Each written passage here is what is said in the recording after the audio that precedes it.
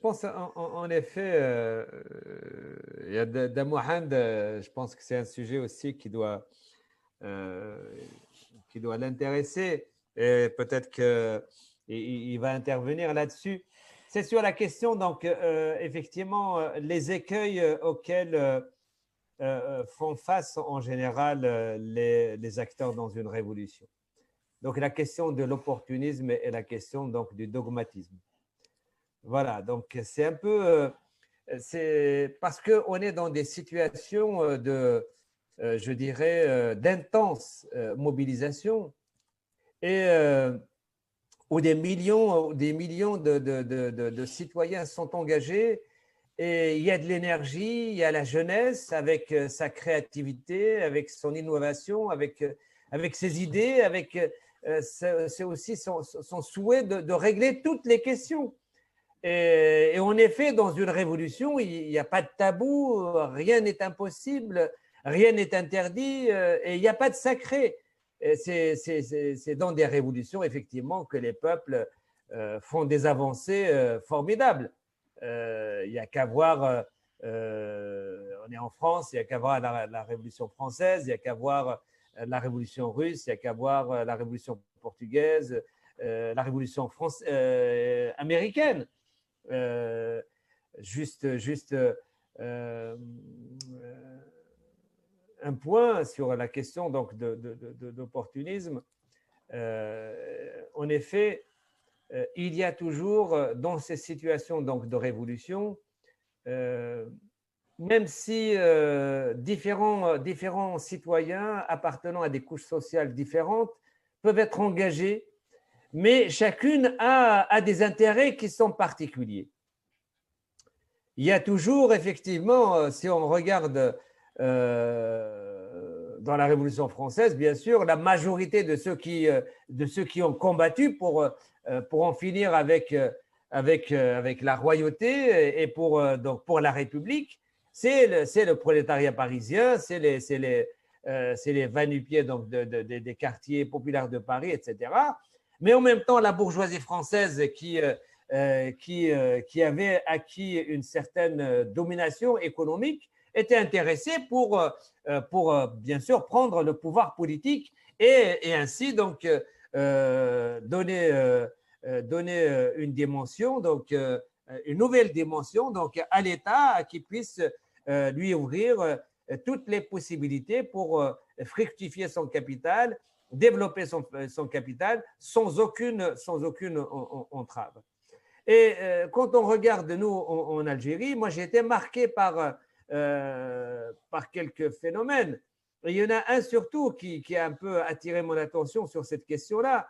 C'est, on a vu au début des Hirak, quelqu'un, alors il y en a d'autres, mais celui qui est remarquable, on a vu quelqu'un comme Rabrab marcher à Alger, donc avec des manifestants.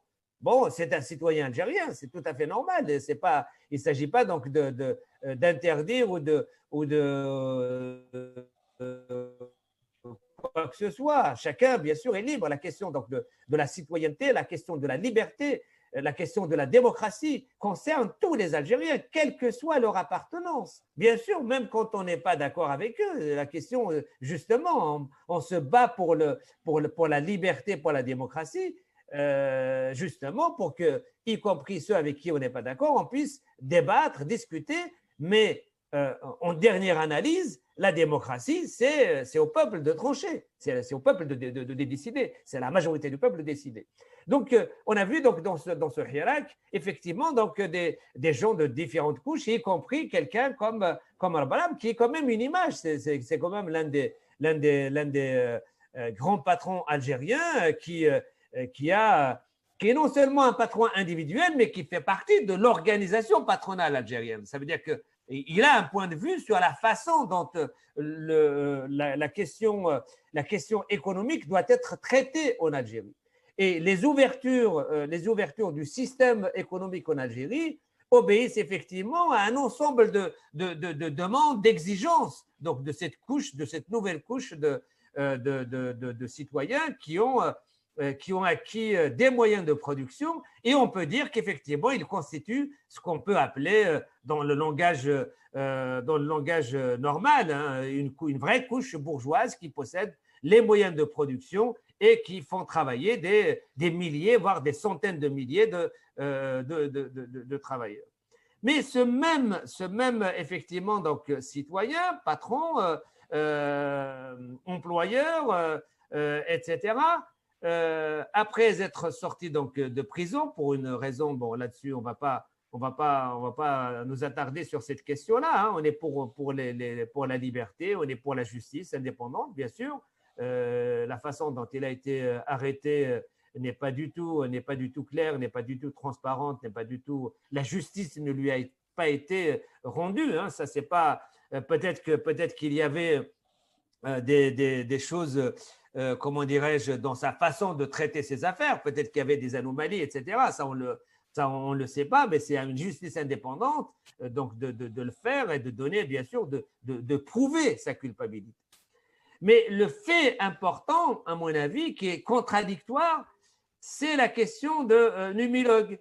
Donc, on a vu ce patron donc, dans son entreprise, dans l'une de ses filiales qui s'appelle Numilog, et qui a, suite à une mobilisation des travailleurs qui voulaient créer une section syndicale, donc qui voulait l'affilier à l'UGTA, qui est une centrale syndicale reconnue, bien sûr, et qui est historique, même si depuis 1962, c'est une centrale syndicale qui a été intégrée et caporalisée par l'État et par les pouvoirs successifs. Et bien, suite à cette initiative des travailleurs, non seulement que la direction générale de cette filiale n'a pas reconnu la section syndicale, mais à la suite donc, de leur mobilisation normale, donc dans le respect de la loi, eh bien, ils ont été licenciés. Et malgré qu'ils aient eu gain de cause devant les juridictions algériennes, eh bien, cette direction de la filiale n'a pas voulu appliquer les décisions de justice. Et donc, on voit effectivement donc, la question donc, d'opportunisme. C'est là que je voulais donc arriver. Donc, cette tentative dans une révolution ou une fraction qui sont impliquées donc dans la révolution ont cette tendance comment dirais-je, à ramener la révolution vers un certain port, mais qui va avec leurs propres intérêts et non pas avec l'intérêt donc de la majorité. On a vu ça donc durant la révolution algérienne. On a vu donc les partis assimilationnistes donc avoir effectivement une position opportuniste qui consistait à revendiquer certains aspects. Pour les ulémas, ce qui les intéressait, donc c'est la question de la religion, la question de la langue arabe, la question des madrasas, etc. Pour les oudmas, donc des organisations, donc des élus, des professions libérales, etc. Donc des intellectuels, ce qui les intéressait, donc c'est la question donc de l'égalité en droit et qu'il n'y ait pas d'entrave donc pour eux, donc pour évoluer, mais c'est toujours, ils inscrivaient toujours leurs revendications, leur lutte, ils l'inscrivaient dans le cadre de l'Union française.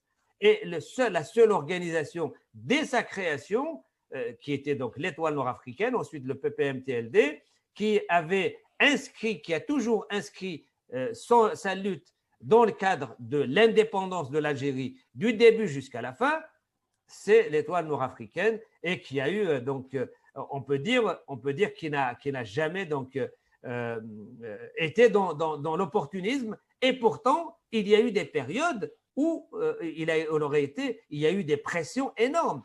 Quand on regarde par exemple la période durant la deuxième avant la deuxième guerre mondiale, la période du Front populaire où il y avait donc au gouvernement donc du Front populaire, c'était les radicaux qui dirigeaient donc le Conseil, donc c'était la troisième République. Donc dans ce gouvernement, il y avait la SFIO, il y avait aussi le PC. Il y avait une pression énorme sur comment dirais-je, sur Msali et sur son parti pour qu'ils acceptent le projet Bloom-Violet, donc qui était un projet donc, qui consistait à accorder la nationalité française à 20 000 Algériens qui auraient atteint donc, un certain niveau donc, d'instruction. Donc tous les autres partis assimilationnistes s'inscrivaient donc dans cette réforme, d'ailleurs qui n'a pas été retenue puisqu'elle a été combattue aussi par les colonialistes, sauf donc le PPA qui a refusé donc d'avaliser donc cette réforme en disant que le peuple algérien ne peut pas être compartimenté ou divisé par paquet donc de 20 000. Voilà donc la question donc d'opportunisme. Aujourd'hui aussi, dans des situations donc on peut dire avec la crise sanitaire, avec les arrestations, les intimidations, on voit effectivement, on n'est plus dans des situations où il y avait des millions d'Algériens qui sont dans la rue. Il y a des initiatives de type opportuniste qui consistent justement à ne pas mettre en avant les revendications radicales du processus révolutionnaire, mais à tenter donc des médiations qui puissent aller vers des transitions négociées, discutées, avec, comment dirais-je, avec maintien donc d'une certaine des institutions issues du système de parti unique. Donc on voit bien effectivement qu'il y a cette tentative avec une chose, c'est que ceux qui ont acquis durant je dirais, ces 60 ans donc d'indépendance, acquis des fortunes colossales et qui aujourd'hui, je pense qu'il y a la peur donc éventuellement sur la sécurité donc de leur fortune acquise donc par cette révolution, ça les intéresse effectivement une transition souple, une transition négociée et qui puisse préserver donc leur patrimoine, leur propriété privée, et c'est ce qui amène donc à ce type donc de proposition de type opportuniste. La question dogmatique, on pourra la traiter donc une autre fois. Et je vous remercie. Merci Mourad, effectivement, par ce détour aussi par l'histoire, et notamment celle qui nous intéresse aussi de très près, l'histoire algérienne. Et il y aura encore d'autres enseignements à tirer, puisque c'est très proche. Un autre point de vue à défendre, hein, je ne sais pas. Il nous écoute, donc libre à lui. Par rapport à l'arabe. Non, par rapport à la question donc de l'opportunisme, l'écueil que constitue, si tu veux, dans une révolution, effectivement, des positions opportunistes ou des positions dogmatiques. Et puis ensuite, bien sûr, la question de… Écoute, c'était d'abord un homme d'affaires incontestable, à qui les gens du régime ont fait beaucoup de soucis, beaucoup de problèmes. Mais en même temps, c'est un homme d'affaires, c'est-à-dire qu'il est dans sa logique de produire, de faire du chiffre d'affaires, de s'enrichir, etc. Je veux dire qu'on ne peut pas compter sur ce genre de structure pour être le moteur de la révolution, incontestablement. Maintenant, les gens qui gouvernent profitent des situations. En tant qu'individu, c'est quelqu'un de tout à fait sympathique, tout à fait actif. C'est quelqu'un qui maîtrise son métier.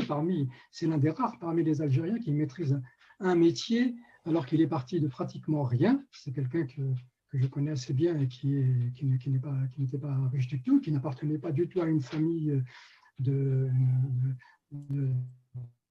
puissance. Il venait d'un petit village tout simplement. Donc il avait une dynamique économique, il avait un environnement, un savoir-faire qui l'a amené à disposer il a toujours travaillé en Algérie et en relation avec l'Algérie.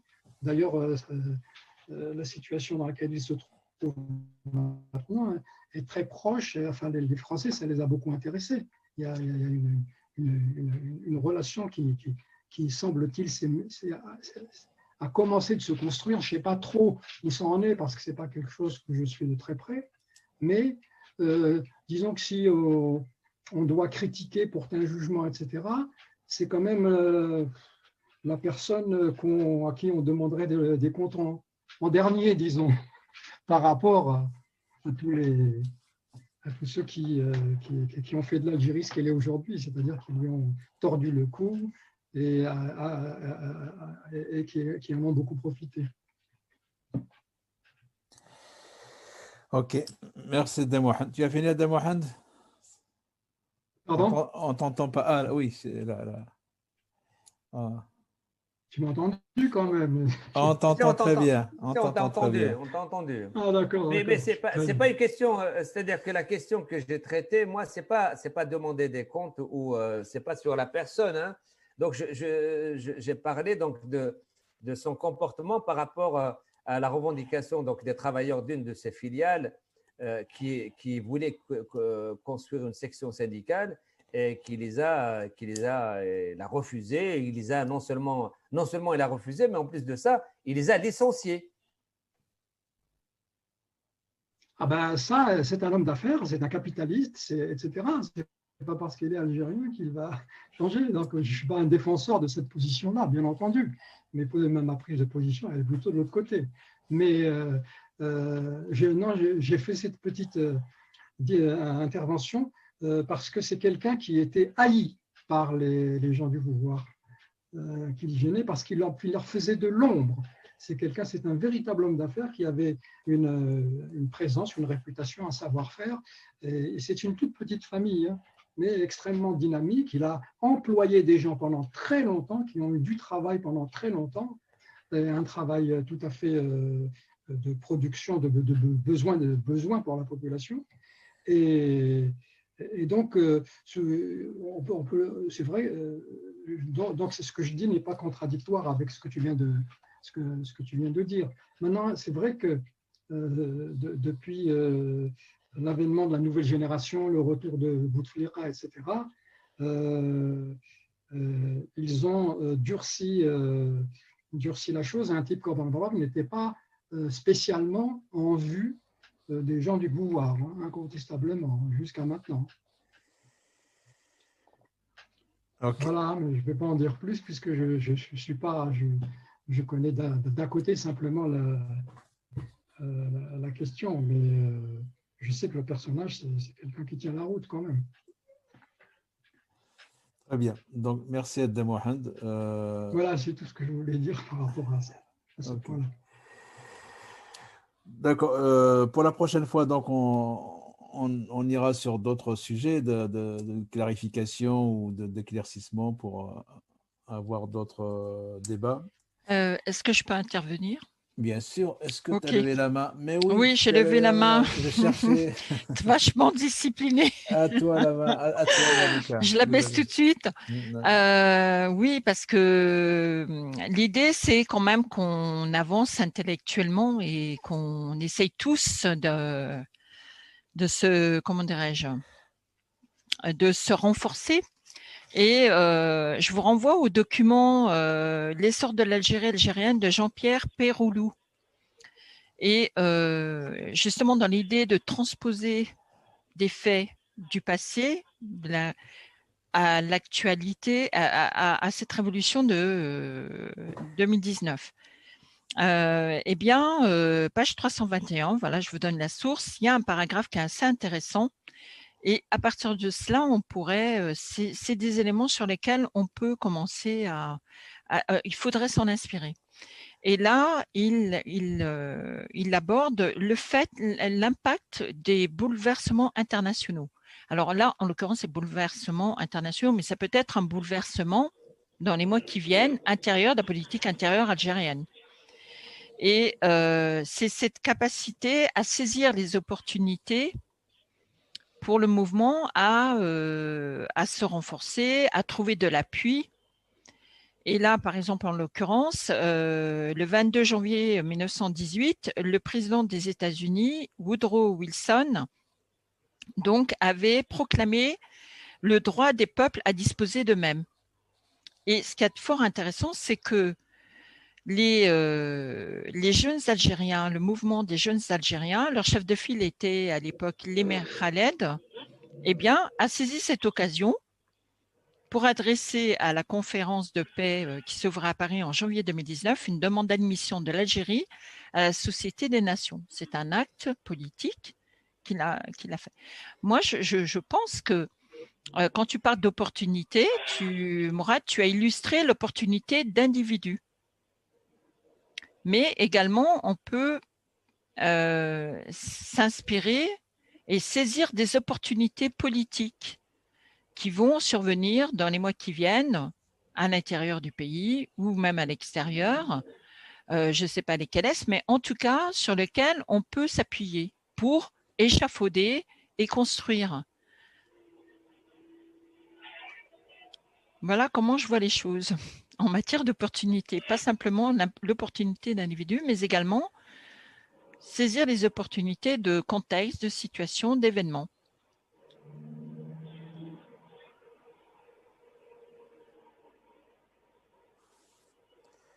Oui, je peux répondre, Mohamed Araf. Mais bien sûr, justement.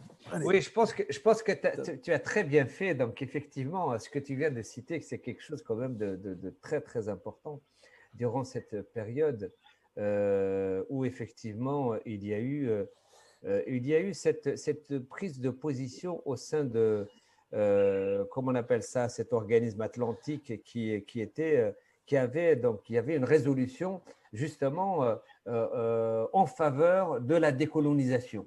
Durant cette période donc, des années 40. Et c'est là que le mouvement national, et particulièrement Farhat Abbas, c'est là qu'un peu est parti d'ailleurs le manifeste. Hein. C'est voyant donc ces prises de position. Il a envoyé donc des lettres aussi bien donc à cet organisme, mais aussi donc à Pétain, qui était lui le chef d'État français donc à partir de 40. Et donc saisissant un peu cette opportunité, donc il pensait faire avancer donc la revendication de réforme. Il ne demandait pas l'indépendance. Hein. Il demandait donc la fin du code de l'indigénat, la nationalité française, le fait qu'effectivement les Algériens, que tous les emplois administratifs, etc., soient ouverts aux Algériens, la question donc de l'école, l'accès à l'école, etc., la santé, tous ces droits-là. Donc, il y avait effectivement, donc il avait saisi cette opportunité. Mais moi, je ne parle pas de saisir une opportunité. C'est-à-dire qu'à un moment donné, il peut y avoir effectivement une situation favorable dans laquelle tu peux faire avancer quelque chose. Comme, je ne sais pas, par exemple, au sortir donc de la Deuxième Guerre mondiale, il y avait donc une poussée révolutionnaire avec une force. On entend du bruit. Ouais. Il y a Naïd Daoud, au fait, qui s'est inscrit. Pardon, Mohamed Arab. Hein. Après, il y a deux Mourad. Ouais. Oui, je termine juste la réponse à Khadija. Donc, effectivement, donc, il y a eu donc, cette opportunité qui a été ouverte après, par exemple, la Deuxième Guerre mondiale, où en France, le programme donc, du Comité national de la résistance a été mis en avant et un ensemble de choses ont été arrachées, comme la sécurité sociale et puis la nationalisation des entreprises du gaz, d'électricité, des chemins de fer, Air France, etc., etc. Bon, donc il y a effectivement donc des moments où il y a des opportunités qui s'ouvrent, aussi bien pour des personnes, mais aussi pour des couches sociales entières ou des peuples entiers. Mais moi, je parle de l'opportunisme, c'est-à-dire des positions opportunistes. Ça veut dire quoi? Ça veut dire que c'est des groupes donc de personnes qui constituent une couche, une tendance politique à l'intérieur de la révolution, qui chevauchent le processus révolutionnaire, non pas pour faire aboutir les questions qui sont réclamées par l'immense majorité, mais pour l'amener vers quelque chose d'autre. C'est ça l'opportunisme. C'est-à-dire que le mettre en dessous pour un peu donc aider les tenants du système en place à mieux gérer la révolution. C'est ça, c'est cet opportunisme-là dont je veux parler. C'est-à-dire que en réalité, lorsqu'il a manifesté, lui, il n'était pas pour la révolution de février 2019. Lui, il y a une chose qui l'intéresse dans la révolution de février 2019, c'est comment effectivement, lui, il a acquis un certain pouvoir économique, comment après, donc dans le cadre de cette révolution, si effectivement il peut compléter ce pouvoir économique par un pouvoir politique, et là, ça donnerait donc une révolution bourgeoise.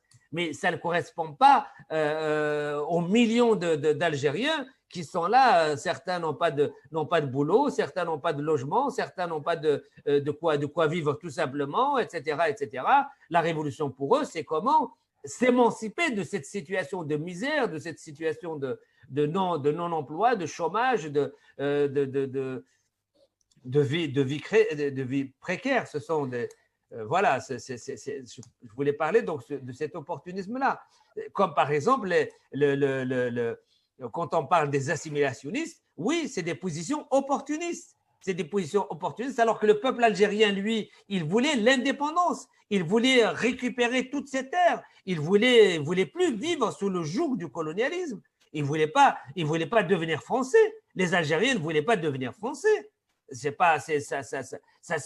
n'a jamais été leur revendication. Et pourtant, ces organisations avaient des organisations opportunistes. Pourquoi? Parce qu'elles chevauchaient les aspirations du peuple algérien pour les amener vers autre chose, non pas vers leurs aspirations profondes, mais vers quelque chose d'autre, c'est-à-dire l'Union française ou dans le cadre donc de l'État français. Je ne sais pas si j'ai clarifié un peu plus.